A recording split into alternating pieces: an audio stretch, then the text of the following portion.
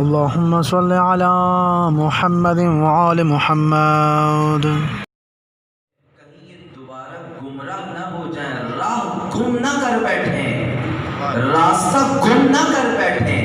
وہ خط جو میں نے انہیں دکھایا ہے، وہ راستہ جو میں نے انہیں دکھایا ہے، وہ راستہ یہ گم نہ کر بیٹھیں۔ اسی لیے اللہ کے حبیب نے دو مضبوط سہارے دیے، فرمایا انی تارکن تارکن تارکن فیکم الثقلین کتاب اللہ و عترتی اہل بیتی۔ ضرور پڑھیے محمد و آل محمد۔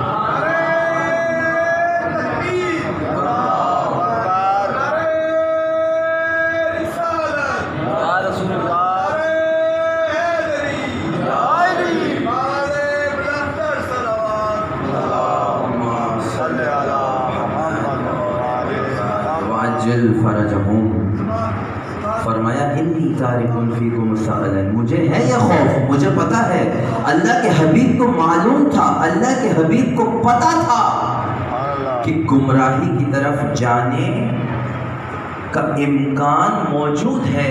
اسی لیے اللہ کے حبیب نے دو مضبوط سہارے عطا کیا۔ اب توجہ کرنا، ایک پیغام جو اس حدیث سے، اس معصوم کے فرمان سے، رسالت مآب کے فرمان معظم سے جو پیغام نکلتا ہے، رسول فرما رہے ہیں میں دو مضبوط ترین سہارے تمہیں دے کے جا رہا ہوں، ایک قرآن اور ایک میرے اہل بیت، ایک میرے اہل بیت، اور ان دونوں کے دامن کو مضبوطی سے تھامنا۔ مختلف مقامات پر رسول اللہ کہتے نظر آ رہے ہیں، خود یہ فرمان، اس قدر عظیم فرمان جو یہاں لکھا ہوا ہے آپ کے سامنے ہی کہ القرآن مع العلی، العلی مع القرآن، یہ امام علی علیہ السلام کے بارے میں بھی رسول نے فرمایا، اور خود اہل بیت کے متعلق بھی ہے کہ القرآن مع الاہل بیت، الاہل بیت مع القرآن، اہل بیت قرآن کے ساتھ ہے، قرآن اہل بیت کے ساتھ ہے۔ ایک مطلب پیش کر چکا ہوں آپ کی خدمت میں کہ اس کا ترجمہ عموماً مع عربی زبان میں معیت کے معنی میں اس کا ترجمہ کیا جاتا ہے کہ قرآن اہل بیت کے ساتھ ہے، اہل بیت قرآن کے ساتھ ہے، ساتھ ہے، ساتھ ہے کا کیا مطلب ہے؟ یعنی جو قرآن ہے وہی اہل بیت ہے۔ وجہ کیا ہے؟ آپ کی خدمت میں عرض ہو چکا ہے کہ جو کچھ قرآن میں پروردگار عالم نے نازل فرمایا، اپنے جن اصولوں کو قرآن میں اللہ نے نظری طور پہ نازل فرمایا، اہل بیت کی سیرت میں، کردار میں، عملی طور پہ پروردگار عالم نے خلق فرمایا۔ بشریت کی ہدایت کی خاطر اور کائنات کے رسول نے اسی لیے اس قدر عظیم سہارے عطا کیے، فرمایا انی تارکن فیکم الثقلین کتاب اللہ و عترتی، اور توجہ کر لیجئے ان دونوں کے دامن کو تھامنا ہے۔ اگر کوئی یہ کہے، اب پیغام دینا چاہ رہا ہوں آپ کو، یہ منبر حسین کا تقاضا ہے، اگر کوئی یہ کہے ہمارے لیے اہل بیت کافی ہے، تو میں یہ کہوں گا بڑی ذمہ داری کے ساتھ کہ آپ نے اہل بیت کو ہی نہیں سمجھا، اور اگر کوئی یہ کہے کہ قرآن کافی ہے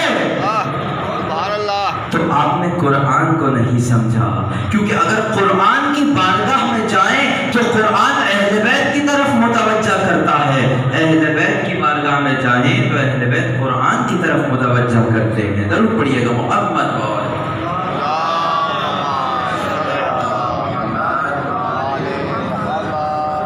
دونوں کو مضبوطی سے تھامنا ہے، اور آپ کو معصومین کی پوری زندگی میں قرآن اور سیرت معصومین بالکل ساتھ ساتھ ملے گی، بالکل ساتھ ساتھ ملے گی۔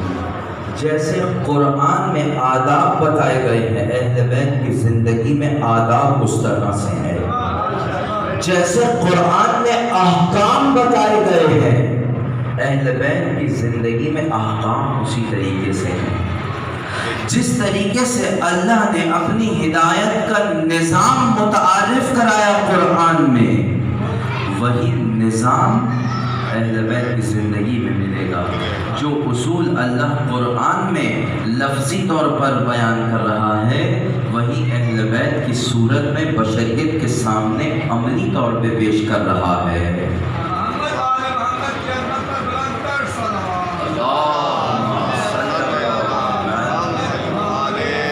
اللہ کے حبیب متوجہ کر رہے ہیں، امت کہ یہ دو مضبوط سہارے ہیں، ان سے وابستہ رہنا، ان کو نہ چھوڑنا، ان دونوں کے دامن کو مضبوطی سے تھامے رکھنا، ان دونوں سے روگردان نہ ہو جانا، ان دونوں کے دامن سے تمسک اختیار کرنا، متمسک رہنا، وابستہ رہنا، جدائی اختیار نہیں کر لینا، کیونکہ ان سے جدائی ہدایت سے جدائی ہے، ان سے وابستگی ہدایت سے وابستگی ہے۔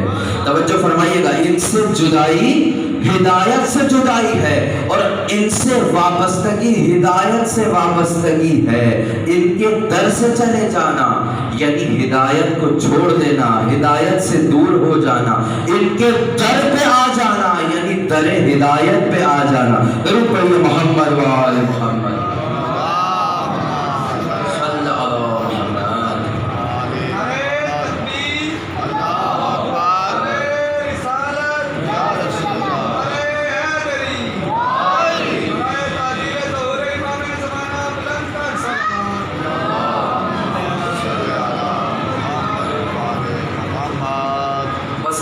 جائیے اپنے مطلب کو آگے بڑھاتے ہیں۔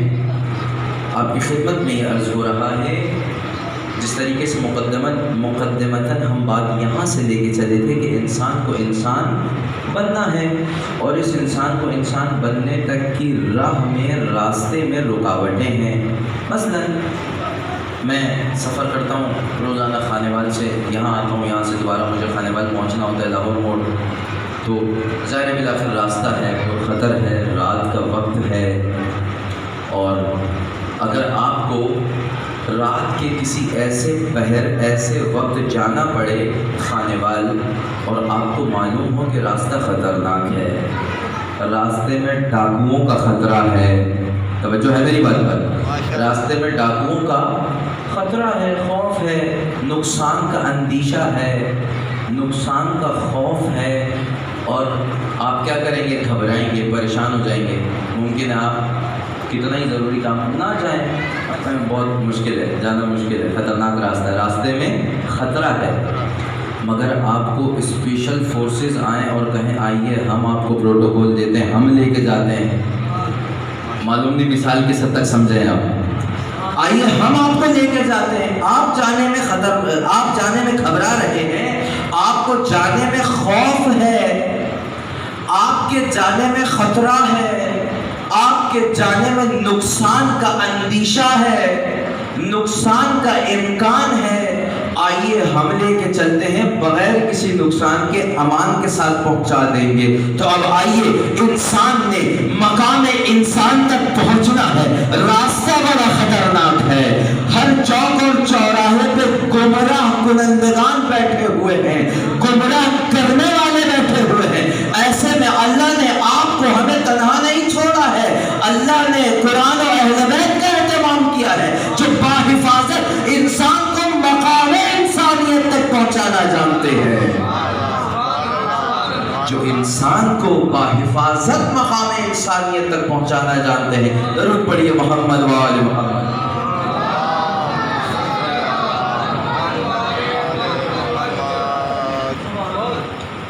اور اسی سلسلہ ہدایت کی ایک اہم ترین کڑی امام علی مقام امام حسین علیہ السلام ہے، کہ امام علیہ السلام نے قیام کربلا کی صورت میں کربلا کو دستور زندگی انسان بنا دیا۔ قیام کربلا کا مقصد، آئیے خود بارگاہ امام حسین علیہ السلام میں چلتے ہیں، پوچھتے ہیں مولا آپ نے کیوں قیام کیا؟ تو مولا کیا فرما رہے ہیں؟ انی لم اخرجتو اشرا او بدرا بل خرجتو لِإِصْلَاحِ فِي امتی جدی، میں جو قیام کر رہا ہوں، مدینے سے نکل رہا ہوں، کوئی شر پھیلانے نہیں نکل رہا۔ توجہ کرنا، ان کے یہ تو ہے ہی مجسم خیر، اور ان کے خیر ہونے کی گواہی تو خود خدا قرآن میں دے چکا ہے۔ ان کی والدہ گرامی کی ولادت کے موقع پہ توجہ کیجیے گا، جب جناب سیدہ طاہرہ سلام اللہ تعالی علیہا کی ولادت باسعادت ہوئی ذرا درود پڑھیے گا محمد و آل محمد صلی علی محمد. تو رسول اکرم کو کیا حکم ملا؟ اے رسول سورہ کوثر کو، آج کے زمانے میں تو آپ کسی صفحے پہ لکھ سکتے ہیں، رسول کو حکم ملا کہ کسی چمڑے پہ لکھیں اور خانہ کعبہ کے باہر لگاتے ہیں. یہ لوگ جو آپ کو تانا دیتے ہیں کہ رسول کا کوئی بیٹا نہیں ہے، ان کو بتا دیجئے کہ آج اللہ نے آپ کو ایسی نعمت دے دی ہے جس سے آپ کی نسل کوثر چلنی ہے، جس سے آپ کی نسل خیر چلنی ہے. اِنَّا أَعْطَيْنَاكَ الْكَوْثَرَ، اے میرے حبیب بے شک میں نے تمہیں کوثر عطا کر دیا. بھئی کوثر ہے کیا؟ کوثر خیر ہے. کوثر خیر ہے، خیر کے مقابلے میں شر ہے. اور مولا کیا فرما رہے ہیں کہ میں شر پھیلانے نہیں نکل رہا. وہ جو ہوئی مجسم خیر، وہ جو آغوش کوثر میں پلا ہو، جس کا وجود مقدس کاملاً خیر ہو، وہ آخر شر کے لیے کیسے نکل سکتا ہے؟ وہ تو شر کو مٹانے کے لیے نکل رہا ہے، وہ شر کو مٹانے کے لیے نکل رہا ہے، وہ فساد کو مٹانے کے لیے نکل رہا ہے. اور کیا فرماتے ہیں مولا کہ میرا قیام، میرا مدینے سے خارج ہونا کس لیے ہے؟ اس لیے ہے کہ امام علیہ السلام وہی، اب آئیے گا ذرا وہی اسی مطلب کی طرف آئیے گا کہ وہی ضلال مبین جس میں پڑے ہوئے تھے یہ بدو، جس جہالت میں پڑے ہوئے تھے، انہیں میرے نانا نے ضلال مبین سے کمال مبین کا سفر طے کروایا. اور آج میں حسین دیکھ رہا ہوں کہ وہ حرمتیں، وہ کمالات جو معاشرے میں رسول نے پیدا کیے تھے، آج یزید ان کمالات کو پامال کر رہا ہے، آج ان حرمتوں کو پامال کر رہا ہے. آج وہ چیزیں جنہیں دین نے احترام عطا کیا ہے، جنہیں دین نے عزت دی ہے، آج یزید ملعون ان چیزوں کو فنا کر رہا ہے، ختم کر رہا ہے. آج وہ دین کہ جس کے لیے اللہ نے رسول کو مبعوث کیا، اور اس رسول نے اس دین کو، اس دین کے ذریعے لوگوں کو گمراہی سے نکال کے راہ راست عطا کی، راہ جہالت سے نکال کے راہ علمیت عطا کی، راہ ہلاکت سے نکال کے راہ سعادت عطا کی. آج میں دیکھتا ہوں کہ اسی دین پر عمل نہیں ہو رہا. آج معاشرے میں روح دین کو ختم کیا جا رہا ہے. اور امام علیہ السلام نے قیام کیا اور کیا فرمایا؟ مثلی، توجہ فرمانا قربان اپنے مولا حسین کی، میرے مولا کے جملے ہیں. مثلی لا یبایع مثلا، کہ مجھ جیسا اس جیسے کی بیعت نہیں کر سکتا. پیغام کیا دینا چاہ رہا ہے مولا؟ میں فرزند امیر المؤمنین ہوں، یہ فرزند امیر الخبیثین ہے. میں فرزند فاطمہ ہوں، یہ فرزند ہندہ ہے. میں ان کا فرزند ہوں جن کے دلوں پہ قرآن اترا. یہ ان کی اولاد ہے جن پہ اللہ کی لعنت اتری. میں حسین کیسے برداشت کر سکتا ہوں کہ میرے سامنے دین برباد ہو رہا ہو، میرے سامنے اللہ کی نازل کردہ تمام سعادتیں، وہ تمام چیزیں جو اللہ نے جن کو حرمت عطا کی ہے، جنہیں اللہ نے شرف عطا کیا ہے، میں کیسے دیکھ سکتا ہوں کہ وہ چیزیں میرے سامنے برباد ہو رہی ہوں، میرے سامنے نابود ہو رہی ہوں، میرے سامنے ان چیزوں کو نقصان پہنچایا جا رہا ہو. امام علیہ السلام خاموش نہ ہوئے، امام نے قیام کیا. امام نے اپنے قیام سے یہ احساس دلایا، صرف اس وقت ہی نہیں، قیامت تک آنے والی بشریت کو، جو امام کے یہ جملے ہیں مثلی لا یبایع مثلا، کہ مجھ جیسا اس جیسے کی کبھی بیعت نہیں کر سکتا.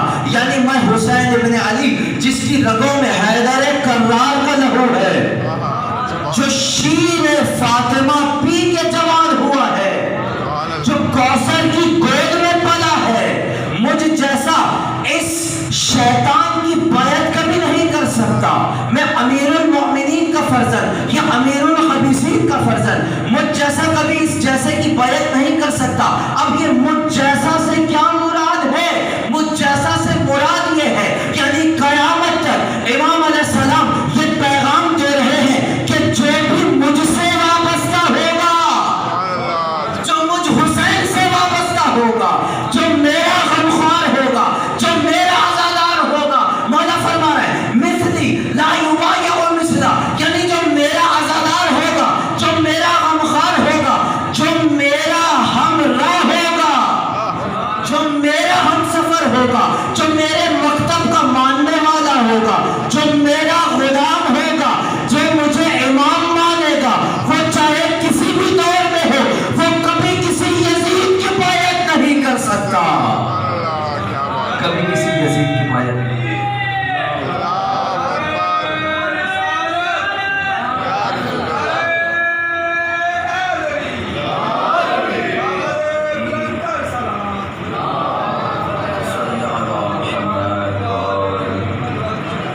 زمانے میں بھی ہو، حسین نے ہر زمانے میں مظلومیت کو ظالم کے مقابلے میں کھڑا ہونا سکھا دیا.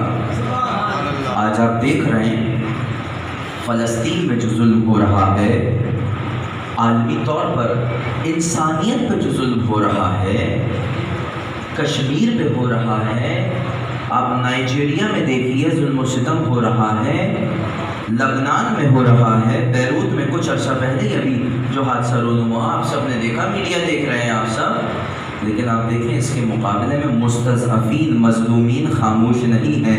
اگر پوری دنیا میں کہیں کوئی ایک آواز بھی بلند کرے ظلم کے خلاف، جا کے پوچھ لینا کہ کہاں سے یہ جرأت آئی، تو وہ یہی جواب دے گا کہ میں نے حسین ابن علی سے سیکھی ہے. لبنان میں سید مقاومہ سید حسن نصر اللہ نے جب اتنا بڑا مارکا رقم کیا، آپ سب حسین کے عزادار بیٹھے ہیں، آپ توجہ کیجئے چند جوانوں نے کس طریقے سے دشمن اسلام، دشمن دین، دشمن عزاداری، دشمن مسلمان، جملوں پہ غور کیجئے گا، کس طریقے سے سید مقاومہ سید حسن نصر اللہ کی قیادت میں کچھ جوانوں نے اس دشمن کو کہ جس سے کوئی نگاہیں ملانے سے ڈرتا ہے، اسے خاک چٹائی. اور جب کسی نے پوچھا جرأت کہاں سے حاصل کی، کیا فرمایا؟ کہا یہ تو ہم نے ابا عبداللہ حسین سے حاصل کی ہے، یہ اپنے مولا سے حاصل کی ہے. اور جب خود انقلاب برپا کیا، شہنشاہیت کو نابود کیا، آیت اللہ امام خمینی رحمۃ اللہ علیہ نے جب انقلاب برپا کیا، پروردگار آپ کو زیارات پہ لے کے جائے، آپ میں سے جو گئے ہیں انہوں نے یہ برکات دیکھی ہیں، اور جو نہیں گئے ہیں مولا کے اس فرش سے دعا ہے، کیونکہ روایت ہے معصوم کی کہ پروردگار دعا قبول کرتا ہے تحت قبۃ الحسین، یعنی جہاں حسین کا تذکرہ ہو اللہ وہاں دعائیں قبول کرتا ہے. یہاں سے دعا کرتے ہیں کہ پروردگار ہم سب کو امام کی زیارت نصیب فرمائے، ہم جائیں اس سرزمین کو دیکھیں، سرزمین مشہد کو دیکھیں، سرزمین کم کو دیکھیں، اور اس سے وابستگا سرزمین عشق کربلا کو دیکھیں. آپ دیکھیں ایران میں جس طریقے سے وہ ماحول رونما ہوا، جس طریقے سے وہ انقلاب کامیاب ہوا، تو ایک مرتبہ جب پوچھا گیا حضرت آیت اللہ علیہ امام خمینی رحمۃ اللہ علیہ سے کہ آپ کے پاس یہ طاقت کہاں سے آئی، کس طرح اس شہنشاہیت کے مقابلے میں آپ کھڑے ہو گئے؟ آپ کو پتہ ہے کیا جملہ انہوں نے کہا؟ جب انہوں نے اپنی تحریک کا آغاز کیا نا، تو لوگوں نے کہا کہ آپ نے کیا سلسلہ شروع کر دیا ہے، یہ کیسے آپ شہنشاہیت کو ختم کریں گے، کیسے آپ ملوکیت کو ختم کریں گے، کیسے آپ نظام ولایت کو قائم کریں گے؟ آپ جو یہ پرچم ولایت لے کے نکلے ہیں کہ میں نے نظام ولایت قائم کرنا ہے، کیسے قائم کریں گے؟ تو انہوں نے ایک بڑا خوبصورت جواب دیا، کہا میری فوج ابھی ماؤں کی گود میں ہے. توجہ کرنا، یہ ہماری قوم کا بچہ ہے جو شیر خوار بھی ہوتا ہے، ماں کی گود میں ہوتا ہے، تب بھی وہ حسین کے اصغر سے کربلائی شجاعت لیتا ہے. اور انہوں نے فرمایا کہ میری فوج ابھی ماؤں کی گود میں ہے. اور وہی بچے جب جوان ہوئے اور وہ انقلاب کامیاب ہوا، پوچھا کیسے کامیاب ہو گیا؟ اب نتیجہ دیا.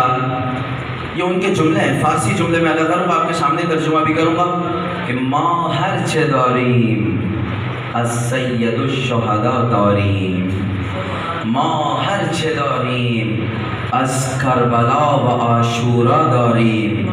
یعنی جب پوری دنیا حیران تھی کہ آخر اتنی بڑی کامیابی کیسے حاصل کی، وہ شہنشاہیت کہ جس سے نظر ملانا مشکل تھا، مکتب حسین کے چھوٹے سے غلام نے اتنا بڑا کام کر دیا کہ اس کے تختے کو پلٹ دیا. تو وہاں جواب دیا کہ یہ میں نے جو کچھ حاصل کیا ہے، یہ ساری شجاعت، یہ انقلاب، یہ دشمن کی آنکھوں میں آنکھیں ڈالنا، یہ شہنشاہیت کے تختے کو الٹنا، یہ سب میں نے اپنے آقا مولا حسین ابن علی سے سیکھا ہے.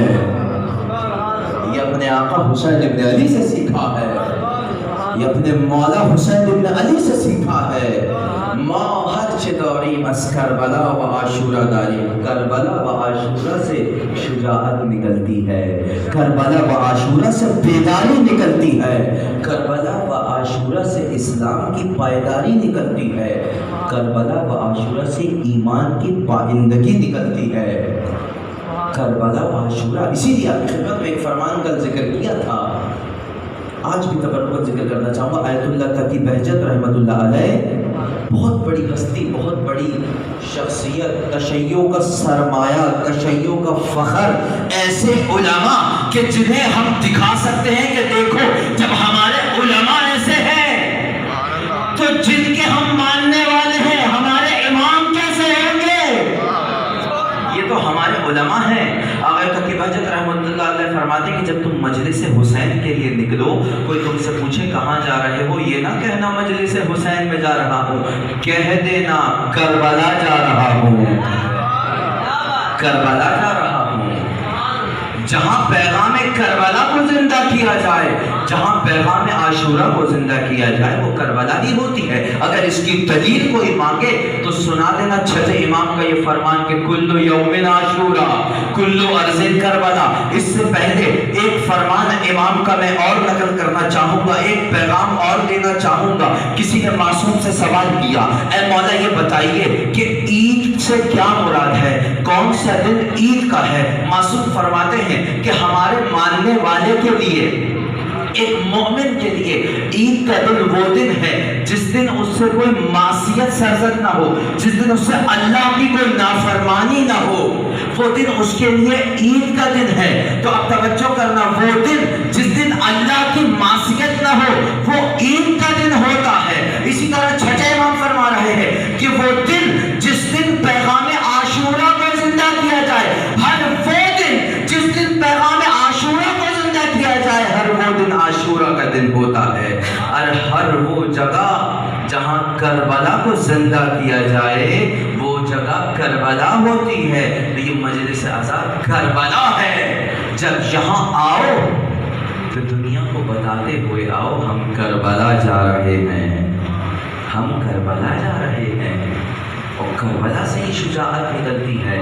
آج اگر کہیں بھی کسی مستضعف کو، کسی مظلوم کو آواز اٹھانا آئی ہے ظالم کے سامنے، تو یہ کرامت ہے، یہ عطا ہے حسین ابن علی کی، یہ میرے مولا کی کرامت ہے، یہ میرے مولا کا سکھایا ہوا سلیقہ ہے کہ آج ظلم کے آگے مظلوم کو بولنا آ گیا ہے، آج متکبر کے آگے متواضع کو بولنا آ گیا ہے، آج استغفاریت کو نابود کرنا آ گیا ہے. سب مل کے اس جواب کو دیجیے گا.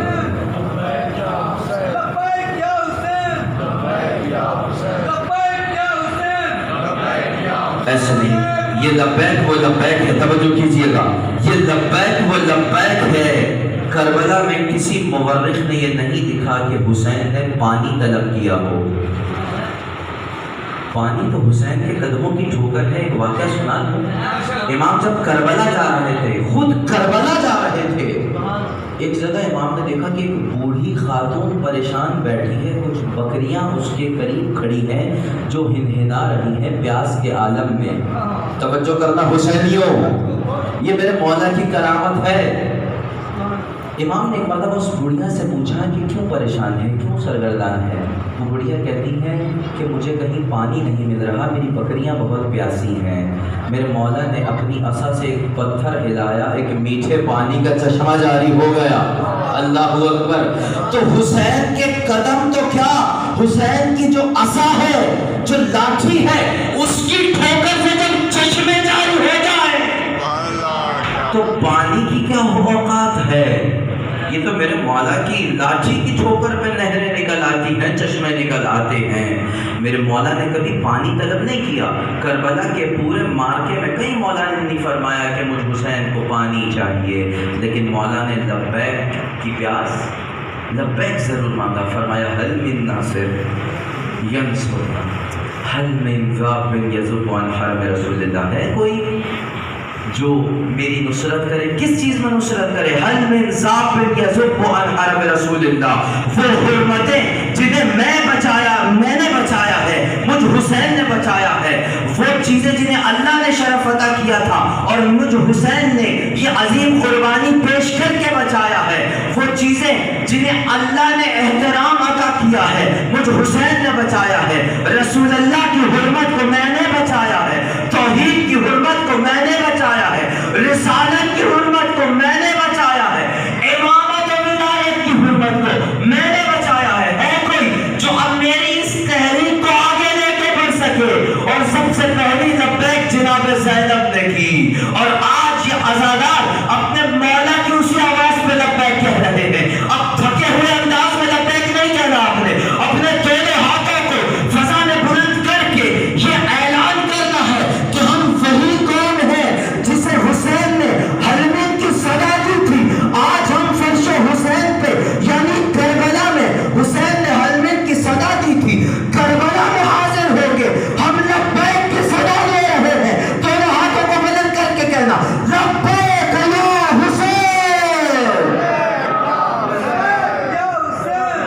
لبیک یا حسین، لبیک یا حسین، لبیک یا حسین، لبیک یا حسین۔ یہ وہ لبیک ہے جو حسین کو درکار ہے اپنے حسینیوں سے، یہی وہ نصرت کا پیغام ہے۔ زندہ باد، زندہ باد، مرد آباد، مرد آباد۔ تیزی سے گزرتا جا رہا ہے، یہ وہ پیغام ہے کربلا کا، یہ پیغام ہے عاشورہ کا، جو قیامت تک آنے والی انسانیت کے لیے منشور زندگی ہے۔ کربلا منشور زندگی ہے، اور اس کربلا کو منشور زندگی بنانے میں ہماری زندگیاں بچانے کے لیے حسین نے اپنی زندگی قربان کی۔ انصار حسین نے اپنی زندگیاں قربان کی، اور صرف انصار حسین نہیں بلکہ امام کے انصار کے طفلان نے بھی قربانیاں دی ہیں۔ امام علیہ السلام کے ایک ناصر سفیر حسین جناب مسلم بن عقیل کس غربت کے عالم میں شہید ہوئے۔ تاریخ میں لکھا ہے کہ جب مسلم نے ظہرین کی نماز پڑھائی تو 18,000 لوگوں نے مسلم کے ہاتھ میں بیعت کی،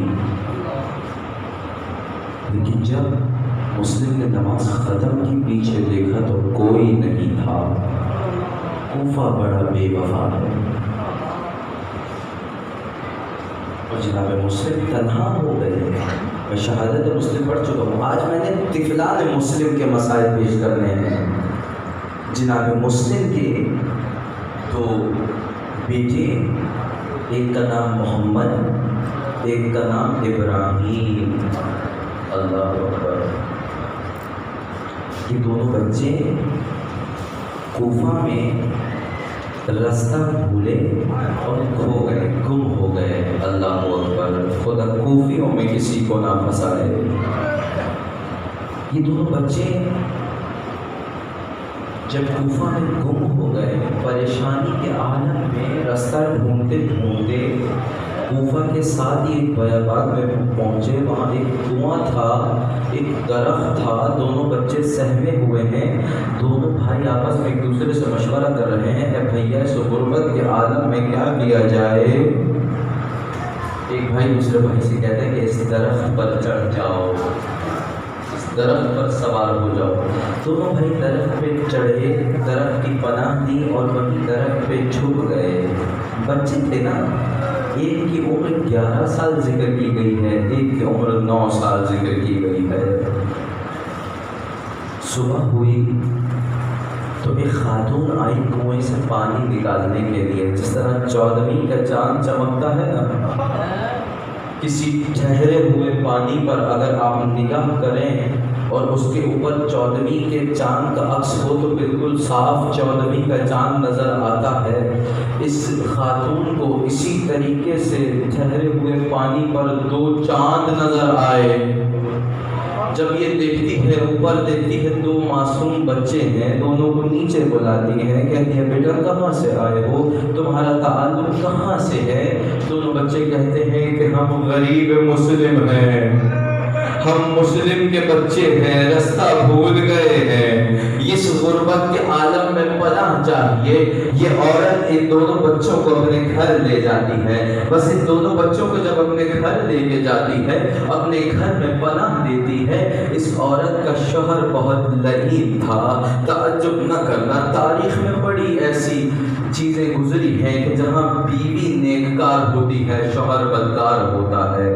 جیسے فرعون بدکار تھا، فرعون کی بیوی پاک کردار تھی، اسی طریقے سے یہ خاتون پاک کردار، یہ ان دونوں بچوں کو پناہ دینے کے لیے گھر لے گئی۔ اس کا نابکار شوہر آیا، جب اس نابکار شوہر نے ان بچوں کو دیکھا، اس نے کہا انہی بچوں کے سر پہ تو ابن زیاد نے انعام رکھا ہے۔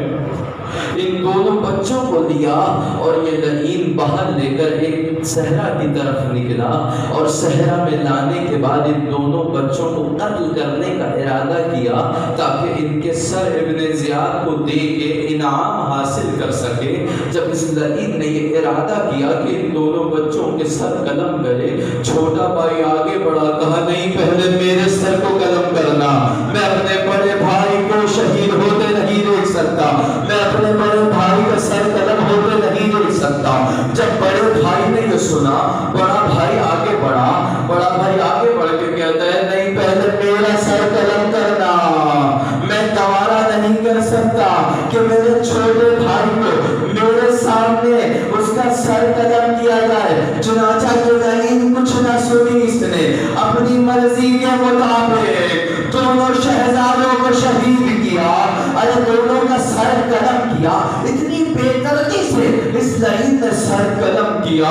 ارے بالوں سے پکڑے ہوئے ابن زیاد لعین کے دربار میں آیا، اور لا کے جب یہ سر دیے تو ابن زیاد لعین خود بھی نہیں پہچان پایا۔ پتہ ہے کیوں نہیں پہچان پایا؟ اتنی بے دردی سے اس لعین نے ذبح کیا تھا کہ سارا لہو بچوں کے چہرے پہ آ چکا تھا، بچوں کے چہرے پہچانے نہیں جا رہے تھے۔ بس ایک مرتبہ ابن زیاد نے جب یہ پوچھا کہ یہ کون ہے، کن کے سر لایا ہے، یہ لعین کہتا ہے انہی کا سر لایا ہوں جن کے سروں پہ تو نے انعام رکھا ہے۔ ایک مرتبہ لعین ابن زیاد حکم دیتا ہے کہ ان کے چہرے کو دھویا جائے۔ جب ان کے چہرے کو دھویا گیا تو ان کے چہروں پہ زخم تھے۔ ابن زیاد لعین سوال کرتا ہے کہ تو نے ان کے سر کو گردن سے کاٹا ہے، ان کے چہرے پر زخم کیوں ہے؟ یہ لعین کہتا ہے تاکہ تو مجھے زیادہ انعام دے سکے، اس لیے میں نے ان بچوں کو بالوں سے پکڑ کر زمین پر گھسیٹا ہے۔ اور ایک فضان مسلم پر ایسی مصیبت غربت کے عالم میں آئی، سلام ہو امیر مسلم پر کہ جو خود بھی حسین پہ قربان ہو گئے اور بچوں کو بھی غربت کے عالم میں اتنی مظلومیت سے شہید کر دیا گیا۔ لعنت اللہ علی قوم الظالمین وسيعلم الذين ظلموا أي منقلب ينقلبون۔ اللهم صل على فاطمة وأبيها وبعلها وبنيها وسر المستودع فيها بعدد ما أحاط به علمك الصلوات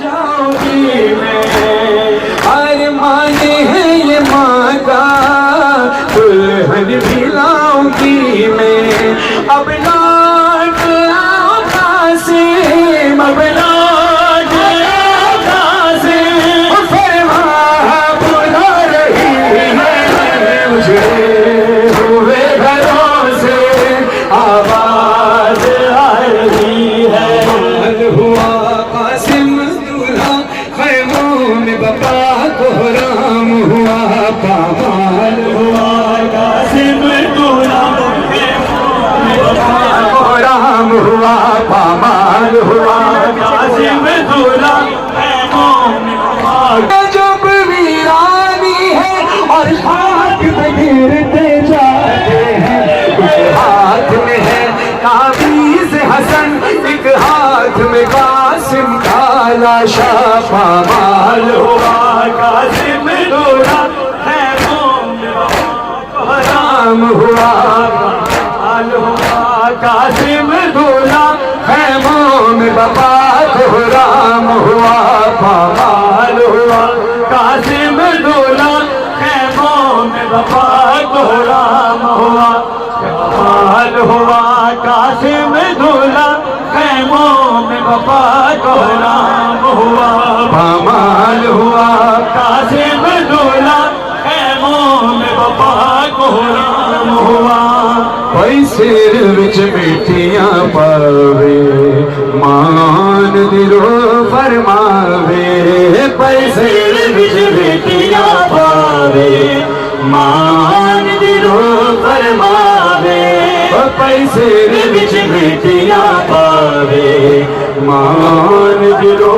فرماوے پیسے وچ بیٹیاں پاوے جو ماتی مان دلو فرماوے یہ ذرا دوسرے جو مائک ہے بھائی اس کی بھی آواز کھول دیجیے یہ بھی مائک پڑھنے کے لیے ہی ہے اس کی بھی دو مائک جو ہے میرے ساتھ ان کی آواز کھول دیجیے میرے ساتھ انہوں نے پورا اشرا پڑھنا ہے بھائی تھوڑا سا خیال کریں آپ کا اسپیکر خراب نہیں ہوگا کہ دونوں مائک کی آواز بھی کھولیے پیسے وچ بیٹیاں پاوے مان دلو فرماوے پیسے وچ بیٹیاں پاوے مان دلو فرماوے ایک ظلمان کی انتہا غازی ایک ظلمان کی انتہا غازی ایک ظلمان کی انتہا غازی ایک ظلمان کی انتہا غازی ایک ظلمان